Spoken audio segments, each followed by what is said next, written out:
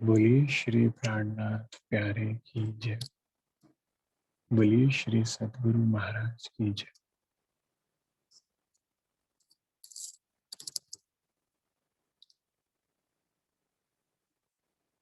सुंदर साथ जी,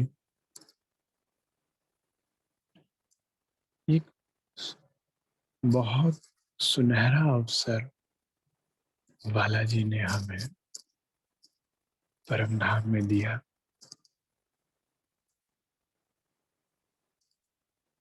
एक नया ब्रह्मांड रचाया हमारे लिए। सजा दो जबराइल जन्नत की तरह वो सैर को आने वाली।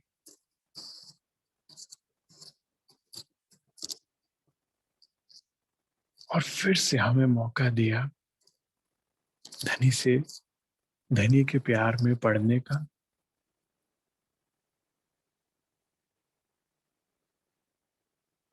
उस प्यार को महसूस करने का। और एक नई चीज जो परम धाम में नहीं थी, उस प्यार को पाने के लिए जो स्ट्रगल करने का।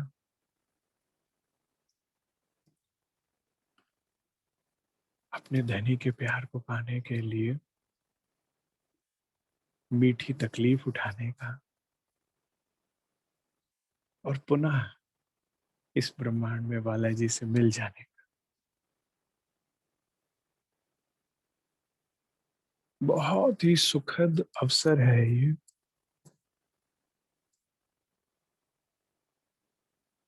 लेकिन इस सुंदर अवसर में जो हम सुंदर साथ दुख की अनुभूति कर रहे हैं या करते हैं, तो मुझे समझ नहीं आता कि कहाँ गलती हुई। वाणी अवतरण हुआ, श्री जी साहब और बाद में परमहंसों ने उसको अच्छे से समझाया। हमें बार बार प्रयास किया गया। मेरी फेरी लगी रहेगी जब तक रूहें नहीं जगेगी। तो तन बदल बदल के धनी ने आवाज लगाई, खीर नीर का नवेरा किया, सच झूठ बताया, अपने और परायों में फर्क बताया, घर की याद दिलाई, घर का सुख बताया।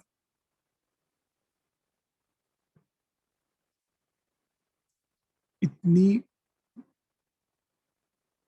मेहनत करने के बाद भी हमें कष्ट अगर हो रहा है, तो उसका कारण है कि हमारी ना मैं बिगड़ गई है।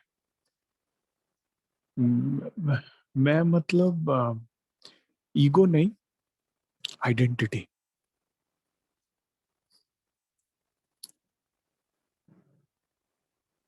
मैं हूं कौन।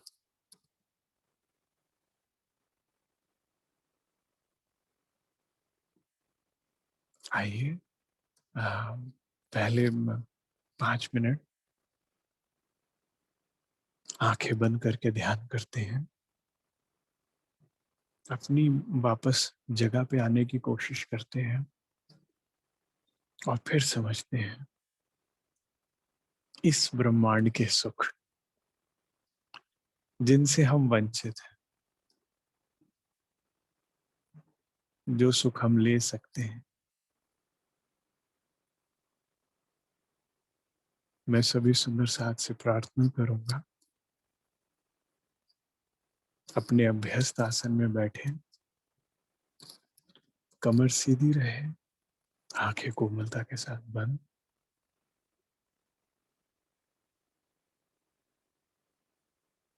अगर आप बेड या चेयर पे बैठे हैं तो रिलैक्स होकर बैठिए।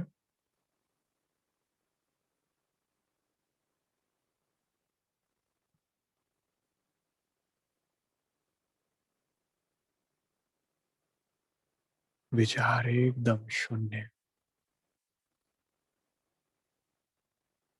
लंबी सांस भरेंगे।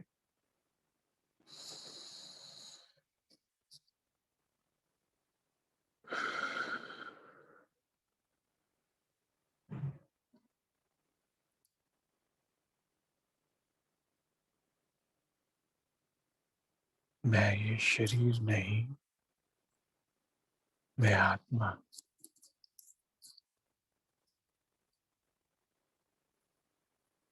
मैं ये शरीर नहीं, मैं आत्मा।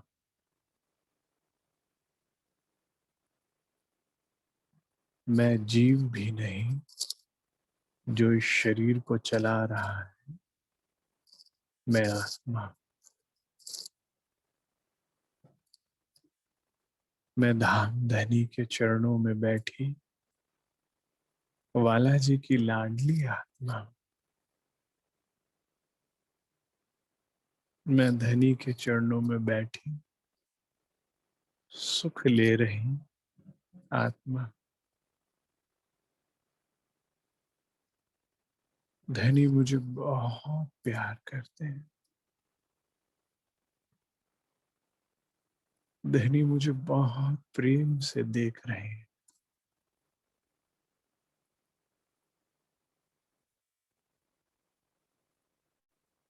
मैं उनके नेत्रों से देख रही हूँ तो मुझ में कोई भी कमी नहीं।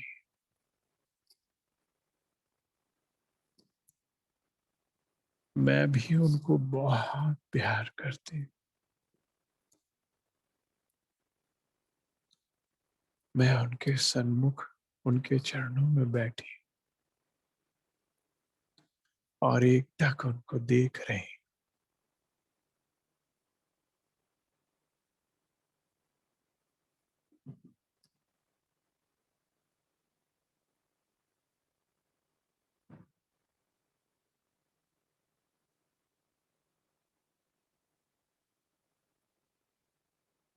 मेरा जीवन सुखद है, सुख से भरपूर है। मेरे हृदय में बहुत प्रेम है। मैं वे सारा प्रेम बालाजी के चरणों में अर्पित करना चाहती। मेरा जीवन बालाजी है और उनके चरण है। मेरा संपूर्ण जीवन बालाजी की सेवा है। इसके अलावा कुछ भी सत्य नहीं। सब स्वप्न है। श्री युगल स्वरूप मुझे बहुत प्रेम करते हैं। मैं सदैव श्री युगल स्वरूप की प्रेम की छाया में रही और उनसे एक पल भी जुदा नहीं हुई। मैं युगल स्वरूप के चरणों में बैठी इस खेल को केवल देख रही। यह खेल कुछ भी नहीं, सिर्फ बालाजी का प्रेम है, लाड है, जो वो मुझसे लड़ा रहे हैं।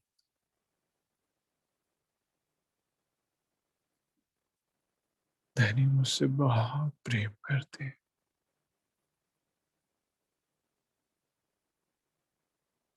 ये सुख अपार।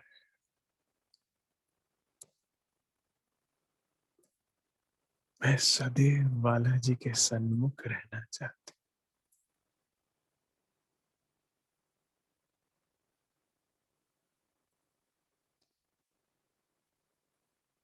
मैं धनी के बिना कहे उनकी हर एक बात सुनना चाहती।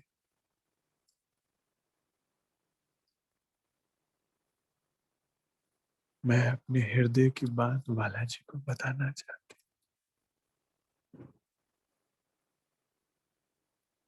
मैं किसी और की आवाज, बात या भाव सुनना ही नहीं चाहती। मेरे श्रवण सिर्फ बालाजी की आवाज सुने।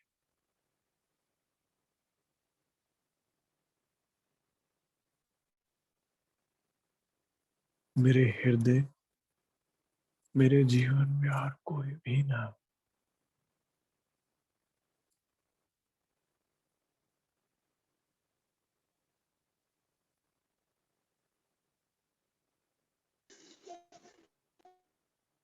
प्रणाधारातम संबंधी सुंदर साच,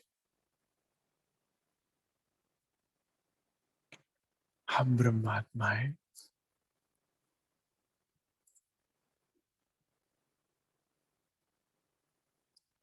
धनी के चरणों में बैठी, जो इस खेल को देख रही हैं,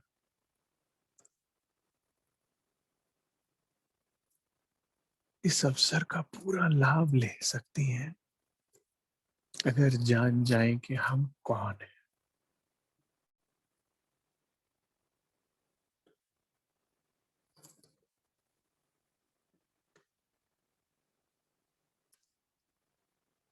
बड़े महाराज जी कहते थे, जीवन में सदैव दो बातें कभी मत भूलना। कभी भी इन दो बातों को नहीं भूलना। पहली, कि तुम्हें क्या चाहिए, और दूसरी, जो तुम्हें चाहिए उसे क्या चाहिए। हमें क्या चाहिए? राज्य, राज्य का प्रेम। इस बारे में फोकस क्लियर रखिएगा। ये पता होना प्रत्येक क्षण आवश्यक है कि हमें क्या चाहिए। इसमें भटकाव मत लाइएगा। इस प्रायोरिटी को कभी मत बदलिएगा। हमें क्या चाहिए? राज्य का प्रेम, बस। और कुछ भी नहीं चाहिए। कुछ भी नहीं चाहिए।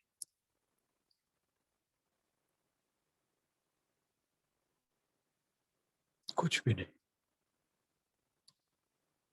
अब जब ये क्लियर हो गया कि हमें क्या चाहिए, अब महाराज जी कहते थे, ये जानो कि उसे क्या चाहिए, जो तुम्हें चाहिए उसे क्या। अब राज्य को क्या चाहिए, तभी तो आप पा पाएंगे उसे। जो आपको चाहिए, उसको जो पसंद हो, उसे जो चाहिए वो आप करेंगे, तभी उसे पाएंगे ना। तो राज्य को चाहिए कि हम सदैव उनके साथ रहें। धनी क्या चाहे? कि हम अपने जीवन का प्रत्येक क्षण उनके साथ बिताएं। संभव है? हाँ, संभव है। धनी देवचंद्र जी ने ऐसा संभव करके दिखाया।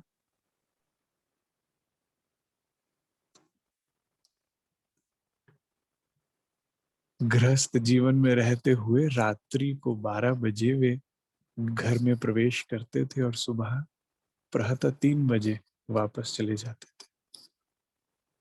इंद्रावती ने करके दिखाया। संभव तो है। श्री इंद्रावती जी ने अपने जीवन का प्रत्येक क्षण धनी को दे दिया। उनकी आती जाती प्रत्येक श्वास बालाजी के लिए थी। हवसा के अंदर श्री इंद्रावती जी ने जो भी श्वास ली या जो भी श्वास छोड़ी, उसमें सिर्फ एक दर्द था, धनी। संभव है मोमिनों ने बिना ये सोचे कि क्या खाएंगे, कहाँ रहेंगे, क्या पहनेंगे, पेड़ों के नीचे वास किया। फटे पुरानी गोदड़ियां और चीरक वस्त्र पहन लिए। रूखा सूखा जो भिक्षा में मिला वो खा लिया, परंतु प्रेम की ऐसी मिसाल कायम करी जो हम सब सुंदर साथ को आज भी प्रेरणा दे रहा है। संभव है तभी परमहंसों ने, चाहे वे मंगलदास महाराज जी हों, चाहे वो ज्वारदास महाराज जी हों, चाहे वो युगलदास महाराज जी हों, चाहे वे रामरतन महाराज जी, अपना हर एक क्षण धनी को दिया, क्योंकि उनको क्लियर था कि उन्हें क्या चाहिए। राज्य का प्रेम, राज्य। अब उन्होंने पूरा जीवन ये लगाने में, जानने में लगा दिया कि उनको क्या चाहिए, और उन्हें पता लगा कि धनी को हमारा एक निष्ठ प्रेम चाहिए, धनी को हमारा समय चाहिए। और जैसे ही इन्होंने, इन सब ने इस प्रश्न का उत्तर जाना, उसके बाद दे दिया प्रत्येक क्षण धनी को।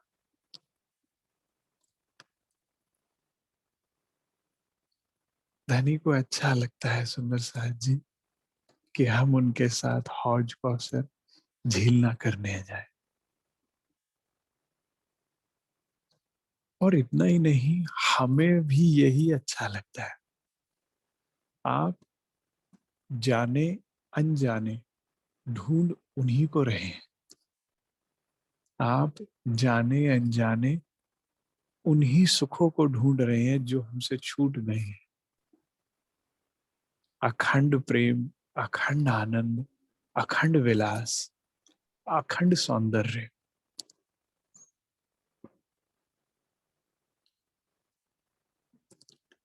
आप हमेशा से राज्य को ढूंढ रहे थे, बस आपको पता नहीं था, और इसीलिए क्षण ब्रह्मांड में देख रहे थे। लेकिन अब जब सतगुरु मिल गए, वाणी मिल गई, तो अब हमें पता है कि हमें भी क्या चाहिए।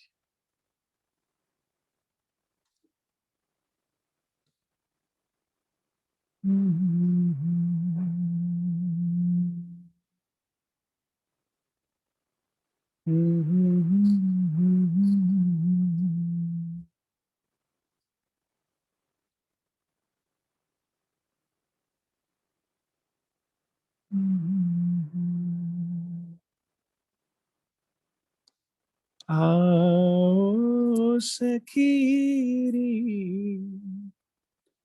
जमुना जल झीलिए,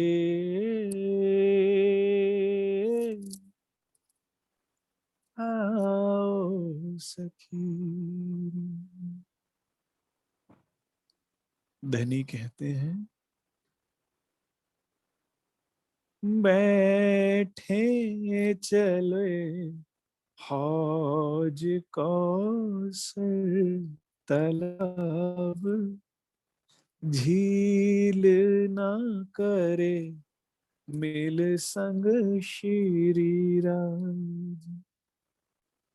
छम छम पानी बरसता होगा। परम धाम में जब हम हौज कौसर ताल में झीलना करने जाते हैं, तो रूहों की इच्छा जान के बादल भी बरसने लगते हैं। आप जान ही नहीं सकते कि झीलना करते संग वाला जी के हौज कौसर में जब बारिश होती है तो क्या सुख होता है।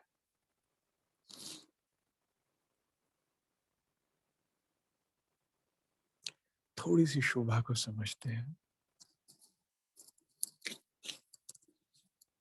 आप सब सुंदर साथ अब चिरचनी समझने लगे हैं, तो आप मेरी इस बात को पकड़ पाएंगे। पूर्ण हौज कौसर, शुरुआत संक्रमित सीढ़ियों से लेकर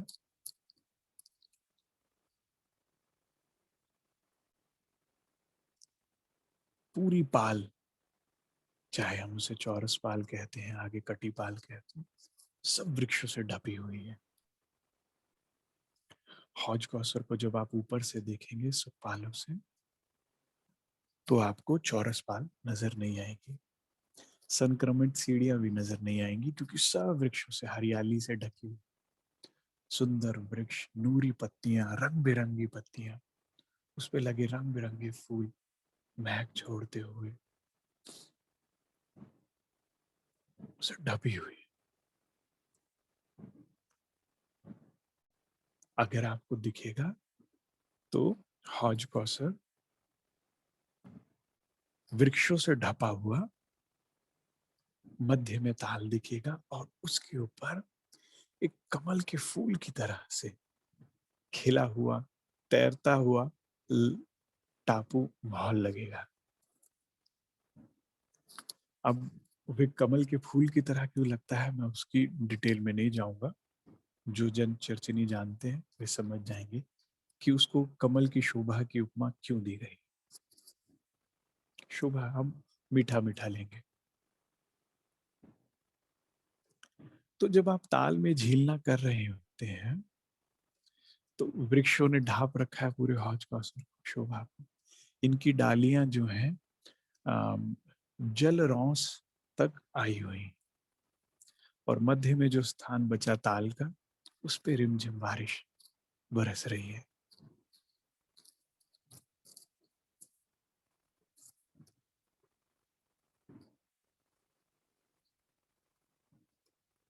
बारिश ऐसे होती है जैसे मानो मोती गिर रहे हैं, जवेर गिर रहे हैं, जवारात गिर रहे हैं। हर एक पानी की बूंद डायमंड की तरह लगती है।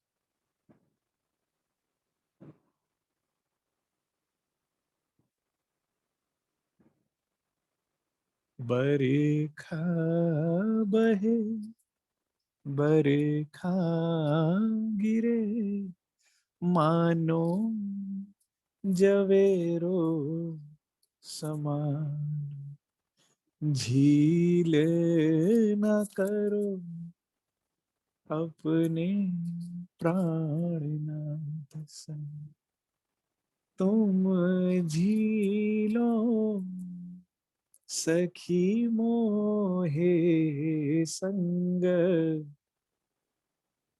धामधनी कहते हैं कि हे सखी, मेरी हृदय की इच्छा है कि आप मेरे संग पुनः हौज कौसर में झीलना करें।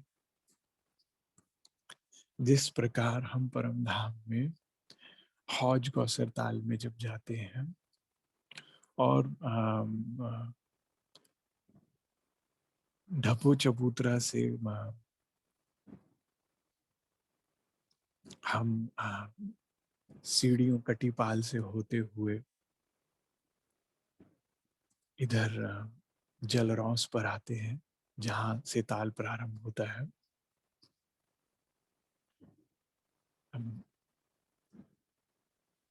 क्षमा चाहता हूँ, ढपो चबूतरा नहीं, कटीपाल। चौरस पाल के बाद कटीपाल, उससे सीढ़ियां उतर के जब हम नीचे उतरते हैं और जब हम जल रौस पर बालाजी के संग झीलना करते हैं, तो धनी कहते हैं, सुख मोहे लागत या घड़ी। बालाजी के लिए और हम ब्रह्मात्माओं के लिए वो सबसे सुख की घड़ी होती है, जब झीलो संग मोरे प्राणनाथ। हम वाणी में बालाजी को प्राणनाथ कहते हैं, लेकिन महामती कहती कि धनी भी हमें प्राणनाथ मानती, क्योंकि उनके भी प्राण हम में बसे हैं। तो धनी को क्या चाहिए कि हम उनके साथ परम धाम में सुख लेवे, चाहे वो हौज कौसर हो, चाहे वो माणिक पहाड़ हो, चाहे वो श्री जमुना जी हो। जो हम ऐसा करें तो हम वो पालेंगे जो हमें चाहिए। हमें क्या चाहिए? राज्य का प्रेम। सुंदर साहब जी, धनी से प्रेम करने के बाद ये ब्रह्मांड बदल जाता है। मैं आपको सत्य कह रहा हूं, ये ब्रह्मांड बदल जाता है। यहाँ का दृश्य बदल जाता है। यहाँ पर सब कुछ बदल जाता है। आप एक बार सत्य से प्रेम करके देखें। 400 साल में कई जन्म ले लिए और इन जन्मों में हमने बहुत लोगों से प्रेम कर लिया झूठ में, और सबका जो निष्कर्ष निकला वो दुख ही निकला। भले ही हमें पिछले जन्म नहीं याद, लेकिन इस जन्म में भी हम ये बात जानते हैं। अब एक बार सत्य से प्रेम कीजिए, वाणी के कहने पे कीजिए। और जो अगर आप ऐसा करते हैं सुंदर साथ जी, मैं आपको अपने अनुभव से बता रहा हूं कि सब कुछ बदल जाता है, जीवन बदल जाता है। और जब आपको राज्य से सत्य प्रेम होगा तो आपका भी हृदय यही करेगा कि आप प्रत्येक क्षण धनी के साथ बिताएं, और आप बिता सकते हैं। कई तरीके हैं। आप वाणी के माध्यम से राज्य के साथ समय बिता सकते हैं। वाणी साक्षात राज्य का स्वरूप है, और आप वाणी के माध्यम से राज्य से बातें कर भी सकते हैं और सुन भी सकते हैं। वे परमहंस, वे ब्रह्ममुनि जिनको राज्य से प्रेम हुआ, वे 1 घंटा 2 घंटा 3 घंटा 4 घंटा नहीं, 6 6 घंटे 8 8 घंटे वाणी पढ़ते थे। ऐसा नहीं कि उनको कहा गया था, ऐसा था कि उनसे छूटती नहीं थी वाणी। या यूं कहूं, उनसे राज्य का संग छोड़ा नहीं जाता था। उनको अच्छा लगता था राज्य के साथ बैठना, उनसे बातें करना और उनकी मीठी मीठी बातें सुनना, और उनसे अपने घर की मीठी बातें सुनना, अपने विलास की बातें सुनना, अपने दिनचर्या, अपने वास्तविक स्वरूप की बातें सुनना, अपने वास्तविक स्वभाव की बातें सुनना। और सुनते सुनते कहीं ना कहीं हम बदल जाते हैं। दूसरा माध्यम है राज्य के साथ मिलन करने का, चितवन। सुंदर साहब जी, एक बिरहनी क्या करे जब उसके अंदर टीस उठती है धनी से मिलने की। आप ये वाणी पढ़ते हुए भी कर सकते हैं और वैसे भी कर सकते हैं, लेकिन जब भी आपको धनी की याद आती है और उनसे मिलन की इच्छा होती है, तो नेत्र अपने आप बंद हो जाते हैं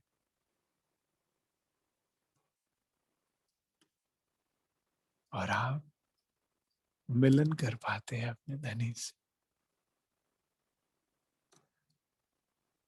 आप देख पाते हैं उस मुस्कुराहट को जो आपका जीवन है। आप देख पाते हैं उन कोमल प्रेम भरे नेत्रों को जो आपका जीवन है, जो आपके ऊपर सदैव स्नेह बरसाते हैं। आप सुख ले सकते हैं इन नेत्रों के।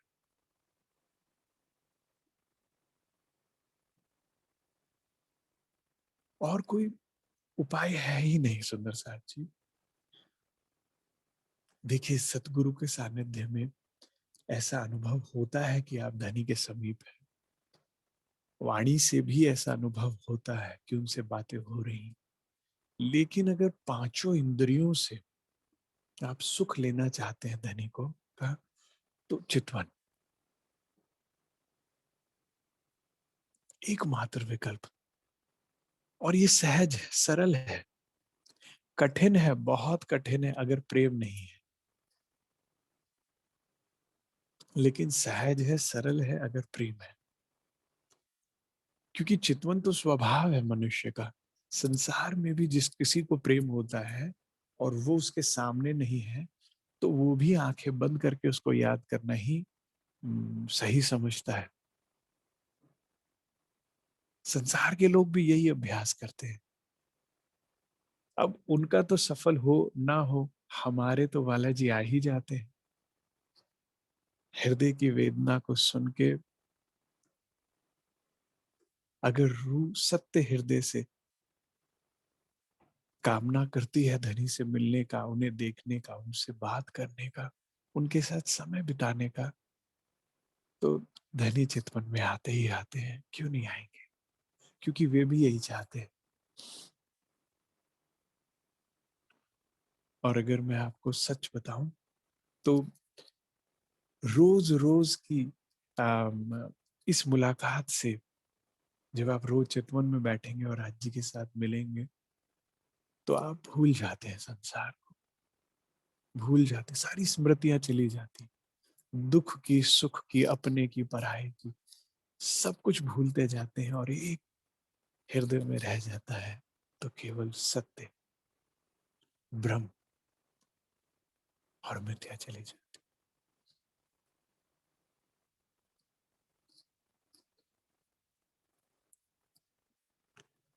और यही बात समझाने के लिए राज जी ने बार बार तन धारण किया, फेरी लगाई कि रूहों आओ चले फूलबाग, पिया आओ चले फूलबाग। ये भजन मुझे बहुत प्रिय है। अगर आप इसे हृदय से एक बार भी गाते तो काम बन जाता।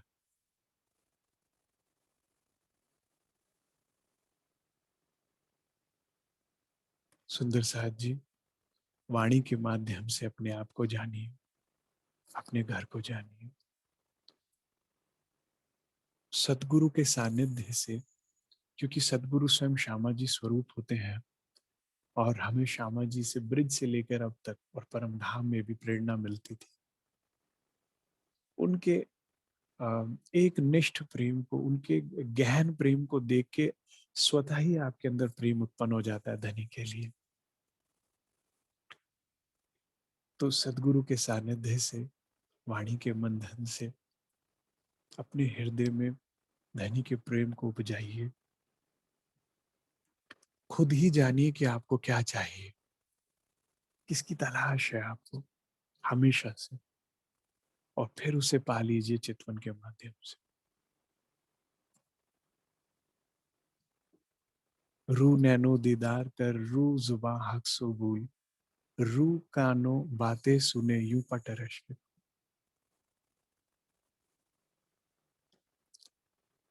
और फिर आत्म के नेत्रों से उन्हें देखिए, आत्म के श्रवणों से उनकी मीठी बातों को सुनिए, आत्म की जिह्वा से उनसे बात कीजिए और इस सुनहरी अवसर का पूर्ण लाभ उठाइए।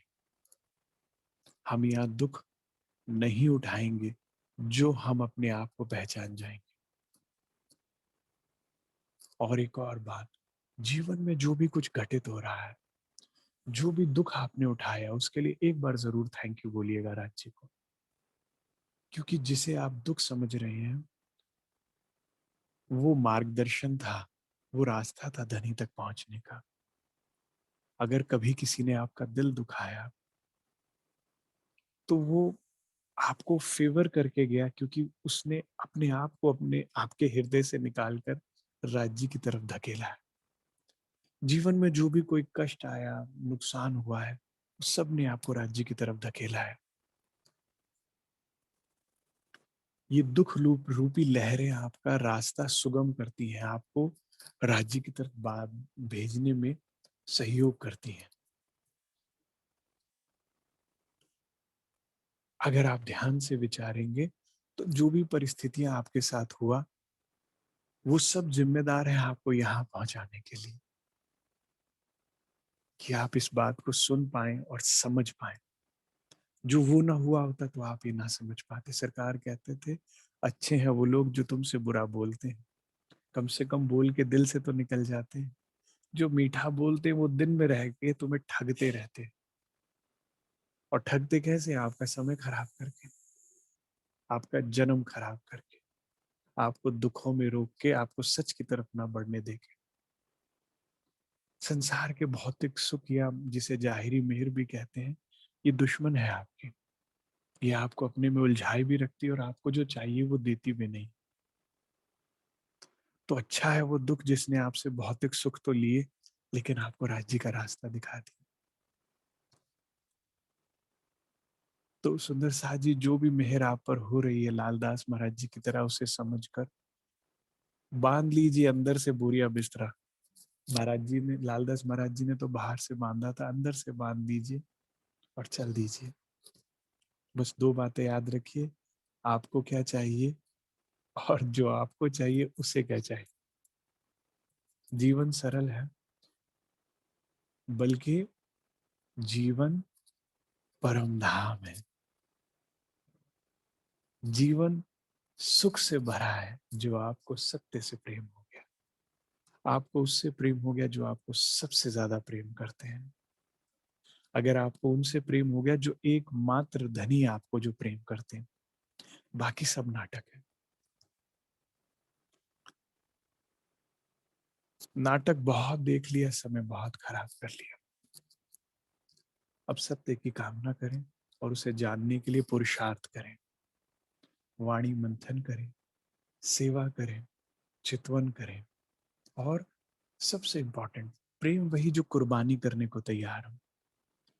दुख के भय से अगर आप राज्य का साथ नहीं देते हैं, तो आप कभी राज्य के प्रेम को नहीं पा पाएंगे। जैसे 12 मोमिन तो चले गए राज्य के प्रेम में, औरंगजेब को पैगाम देने और दुख उठाने, लेकिन जो वहां मौजूद थे और नहीं सियानप को अपनाया, वो दुख धनी के प्रेम को भी नहीं पा पाए। और हम सब उन्हीं में से हैं। तो जो गलती कर दी वो अब ना करें, तैयार ही रहें, दुख से के भय से भयभीत ना हो। जीवन में हम दुख आने के भय से जीते ही नहीं है। दुख से ज्यादा आपका समय दुख का भय खराब करता है। अब इससे डरिए नहीं, तैयार होइए कि राजी आपको पाने के लिए जो भी कष्ट होगा हम तैयार हैं, लेकिन आप मिलने चाहिए। जो ऐसी निष्ठा के साथ आप अपना जीवन जिएंगे सुंदर साथ जी, तो मैं आपको बता नहीं सकता कि जीवन कितना सुंदर है। कितना प्रेम वाला जी आपको इसी ब्रह्मांड में आप पर बरसाएंगे, कितना सुख आप पाएंगे। ये प्रत्येक ब्रह्मात्मा का स्वयं अनुभव करने का विषय है। तो मैं चाहूंगा कि इतनी बात जो मैं बता रहा हूं इसे समझ के चलिए, और बाकी का भेद खुद जानिए कि क्या होता है उसके बाद। वो कौन से सुख होते हैं जो ब्रह्मात्मा प्राप्त करती है धनी से प्रेम करने के बाद, धनी के लिए तड़पने के बाद।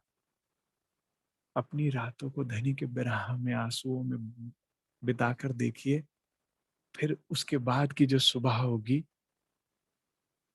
वो बहुत सुंदर होगी। इतना ही स्वीकार कीजिएगा। मेरा समय बस इतना ही था। प्रणाम जी।